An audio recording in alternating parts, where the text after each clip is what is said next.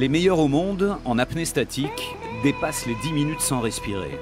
Ici, à la piscine de la Fac des Lettres de Nice, plusieurs équipes s'entraînent régulièrement à mettre leur corps au ralenti. L'idée, c'est d'amener tout le métabolisme le plus bas possible. Donc si on n'a aucune activité musculaire et aucune activité mentale, c'est là où on va être le plus dans le mode économie d'oxygène et c'est très très agréable comme la méditation. Guillaume Bussière prépare les championnats du monde 2018 par équipe où il s'alignera sur 3 disciplines de l'apnée. Profondeur en mer, statique en piscine et dynamique en nageant à l'horizontale sur plusieurs longueurs de bassin. Au-delà des nombreuses compétitions qu'il a déjà remportées, il met surtout une dimension philosophique à l'apnée.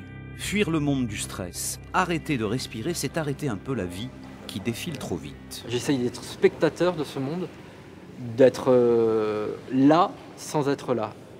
Et d'être en retrait, donc en suspension, essayer d'être à l'écart, de gagner du temps, justement, sortir du temps.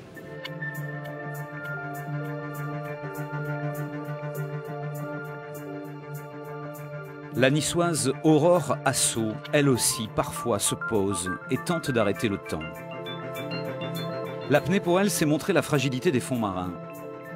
Elle accumule les records du monde ou de France, notamment en poids constant, en brasse, sans palme, à moins 54 mètres. Et elle a souvent plongé avec François, instructeur d'apnée dans la baie de Villefranche. Il explique à ses élèves qu'on peut très bien arrêter de ventiler ses poumons, juste un moment. Il y a des phénomènes d'adaptation qui se mettent en place et qui, justement, vont nous enlever cette envie de ventiler. Les échanges gazeux se font, l'oxygénation du cerveau se fait. Ça s'appelle la respiration. Quand on est sous l'eau, on continue à respirer. Nos cellules respirent. Par contre, on ne ventile plus.